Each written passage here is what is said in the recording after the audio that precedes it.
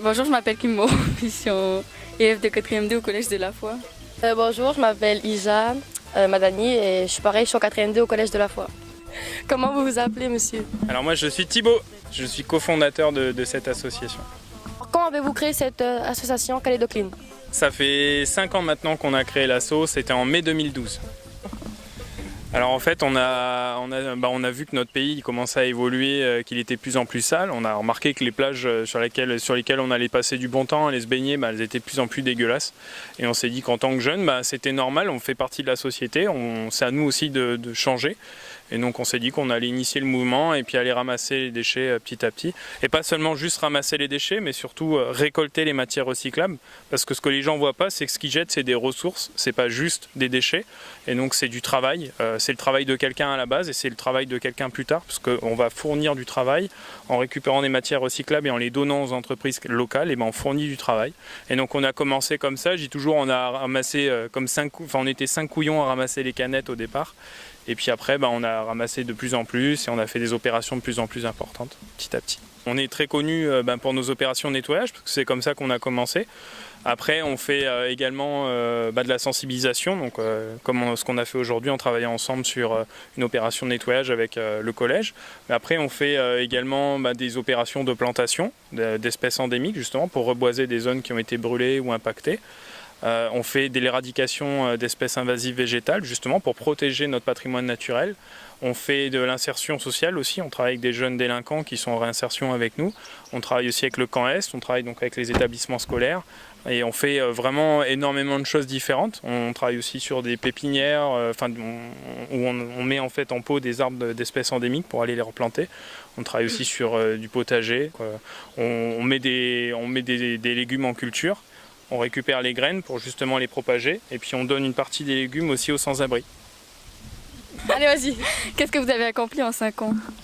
On a réalisé plus d'une centaine d'opérations de nettoyage où on a récupéré plus de 220 tonnes de déchets, dont 160 tonnes ont été envoyées aux entreprises de recyclage, donc ça représente vraiment énormément. Ça montre justement que les gens y jettent beaucoup de ressources et non pas juste des déchets. Et derrière, donc, on soutient l'emploi local, on évite justement toute cette insalubrité sur ces sites de dépôt sauvage. On a également beaucoup travaillé sur des plantations, donc auprès des autres acteurs associatifs comme le WWF, Mokamana ou l'Association de la sauvegarde de la nature.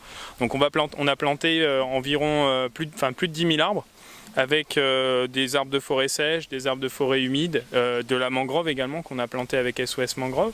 On a mené plus d'une soixantaine d'éradications d'espèces invasives végétales sur les sites à intérêt patrimoniaux, au Wentoro ou là comme à Wano, là où on est aujourd'hui. On a pris plus de 220 jeunes en réinsertion avec nous, donc ce sont des jeunes délinquants qui ont commis des délits et qui viennent avec nous réparer leurs erreurs au travers d'un acte positif en faveur de la société, donc soit planter des arbres, soit arracher les espèces invasives, soit nettoyer les plages, les mangroves et tout ça avec nous. Après, on a mis en place une pépinière où maintenant on peut produire jusqu'à 500 arbres par an, donc c'est assez cool.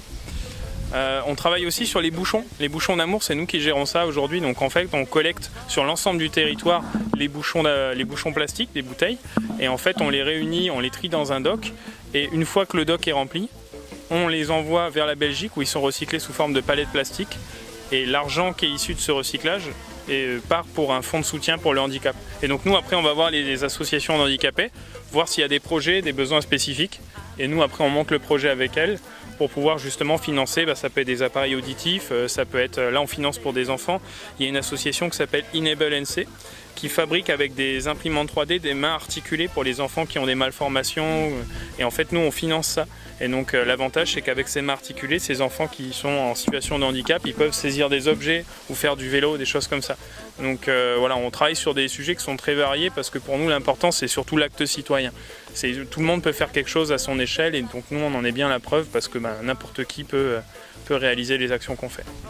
Ça a un impact, oui, sur la Calédonie, en effet, parce qu'en fait, je pense qu'au travers de nos actions, on arrive quand même à sensibiliser les gens sur cette véritable problématique déchets, parce que dans la mesure où on fait une action par semaine de nettoyage, les gens ils commencent à se rendre compte qu'en fait, le pays il est très très sale.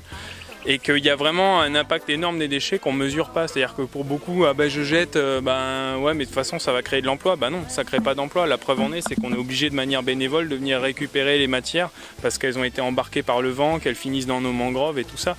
Et puis je pense que de manière générale, on voulait aussi passer le message que les jeunes ils peuvent s'impliquer, qu'il n'y a pas besoin de compétences particulières ou il n'y a pas besoin d'études ou machin, c'est j'ai envie de faire quelque chose pour mon pays, je me bouge et je me dis voilà, dans quoi j'ai envie de m'investir et je m'investis. Et je pense que c'est vraiment le message qu'on a voulu passer. Aujourd'hui, on est quand même assez fiers de l'équipe et des personnes qui travaillent avec nous de manière générale. On est assez fiers de ce qu'on réalise et puis je pense qu'on va continuer comme ça un bon moment et qu'on va continuer justement de sensibiliser les gens, d'amener aussi une réflexion sur comment on protège notre environnement qui est si unique et comment on fait comprendre aux gens qu'en fait c'est de cet environnement que va dépendre notre vie de toute façon, parce que on en dépend pour vivre, parce que c'est bien là qu'on va se nourrir, qu'on va puiser de l'eau aussi. L'eau qu'on boit elle vient bien de quelque part. Et puis c'est là qu'on profite. Je veux dire, quand tu vas à la plage, quand tu vas sur les îlots, quand tu vas pêcher, tu es bien content d'avoir un environnement qui est sain, qui est propre, et de pouvoir continuer de faire ça. Et c'est à nous aussi de se responsabiliser par rapport à tout ça. Merci d'avoir répondu à nos questions, puis c'était bien ce qu'on a fait aujourd'hui. Comment ça s'est passé votre journée avec l'association Calédo Clean? Nous avons ramassé les saletés. Ensuite, il fait chaud. C'est compliqué, c'est net. C'est compliqué parce qu'ils sont cachés en dessous les cocotiers. Il y a les oiseaux, tout ça. Tu vois. Merci.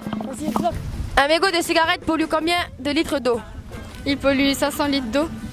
Il contient combien de substances chimiques? Il contient 4000 substances chimiques. Et c'est quoi la solution? Pas fumer ou jeter ses mégots dans la poubelle.